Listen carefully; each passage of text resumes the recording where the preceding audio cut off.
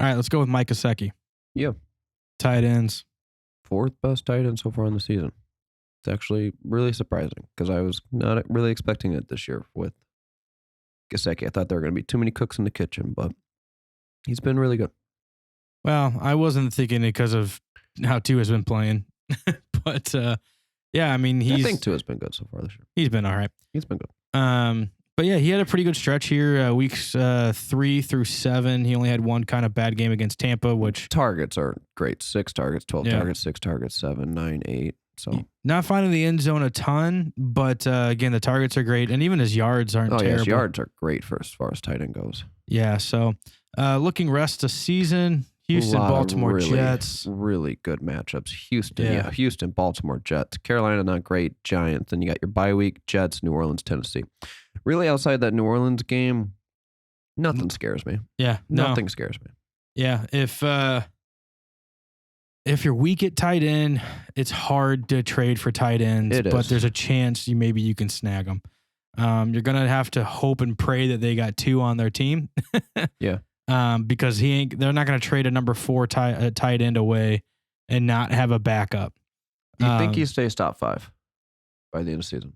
I think with the matchups that he has, there's a good possibility. He stays 5, but he could probably stay at 4.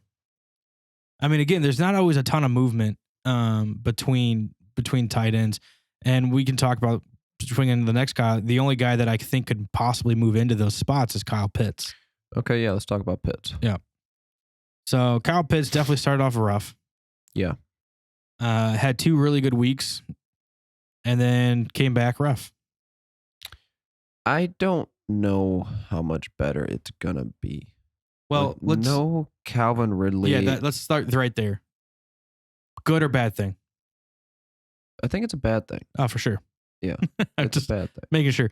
Because a lot of people are like, oh, well, if Ridley's going to be gone, then that means he's going to be the number 1 target. Well, yeah, that's true, but he's also going to be the number 1 covered. Yeah.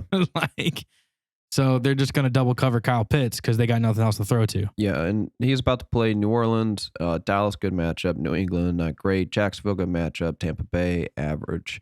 Carolina, average. San Francisco, bad matchup. Detroit, not. It's a good matchup. And then Buffalo, week 17. I think if you could, I would probably try and trade Kyle Pitts. 1, because I'm terrified. I don't know what to do because, again, in a game where you didn't have Calvin Ridley last week against Carolina, he sees 6 targets, caught 2 of them for 13 yards.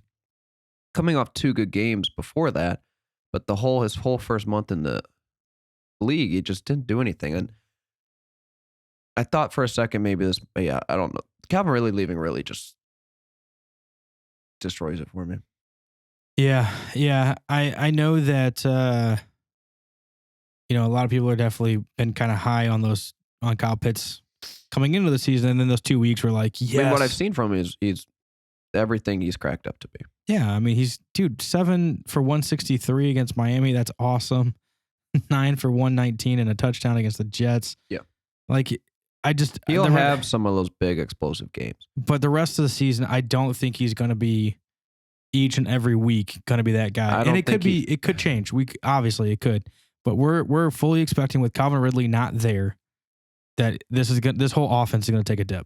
Oh yeah. Yeah.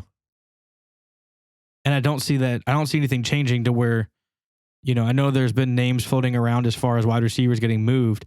It's not like Atlanta has a lot of attributes to be able to sell off to bring in like a Devontae Parker. No, they don't have anything.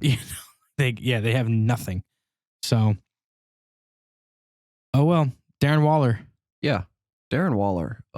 He is technically injured right now. They're coming off a bye week. If he can play this week, he's got some great matchups coming up here. Week 9, Giants. Week 10, Kansas City. Week 11, Cincinnati. Not great. Then you got week 12, Dallas. Week 13, Washington. Week 14, Kansas City again. Then it gets a little tougher for that little playoff stretch. Week 15, 16, 17, Cleveland, Denver, Indianapolis. That's not a good stretch. Every other game outside of that, though, is a very good matchup for him. And he's been disappointing this season, but I think Darren Waller is definitely a buy candidate right now for me. Yeah, I mean, this team's definitely taking a kind of a little bit of a swing, with the weird thing is just his targets this year. They just haven't been that productive. He's seen good targets, but outside of week 1. It's not his targets though. It's not his usual targets. Like these are good tight end targets. Yeah. But these aren't Darren Waller numbered targets. No. Like week 1 is Darren Waller numbered targets. You had 19 for 10. It's outrageous. Yeah, but like he usually can see anywhere from 10 to 15. Yeah, around that 10 mark. And 7, 7, 7, 8, 5. What? Yeah. So I think he's a buy low candidate. Even with that playoff stretch at the tight end position, it doesn't scare me. No. He's still the best receiver threat on that option on that team. I think by Derrick Henry now. Darren Waller. Did I say Darren Henry? I think you said Darren Henry. Yeah. I don't know who that is. Yeah, I don't know who that is. Check him out. He might be in college or something. Yeah. I don't know. Last but not least, let's chat Noah Fant because I actually just bought this guy. Oh, so yeah, I did. He has been let's call him a ping pong player. Yeah, he's definitely ping ponged around a little bit, but so was the guy that I had starting. I was hoping he would bring a little bit more consistency, and so far he has not. But he's definitely had some really good games, and he's had some really disappearing acts. Oh yeah. And the nice thing though is the targets he sees each week. Very good. Yeah. Yeah. He's just not coming down with all the catches. The one thing as well is 3 touchdowns on the season. They just don't have a lot in Denver, in my opinion. Well, their offensive structure is just... Is it weird to you? It's old school, and the fact that like there's just not a lot of like downfield plays. They want to run the clock out and get out of there with a win as fast as possible. Yeah, it's so weird. Yeah, okay. But yeah, I mean, he's had some, like I said, some really good games and some disappearing games. Those disappearing games are starting to come a little bit more, though, because he's only had 3 games that were really relevant.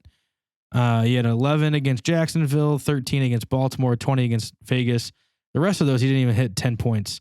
So I did kind of buy him a little low. I did package him with, and I got Matthew Stafford out of it as well. And his rest of the season... Dallas, Philly. It's actually a lot of pretty good matchups. Dallas, Philly, bad. Chargers isn't great. Then you got Kansas City, Detroit, Cincinnati, and then Las Vegas and the Chargers again, week 16, 17. That's not a great duo, but most of those are pretty good matchups as far as the tight end goes. I'd still feel good.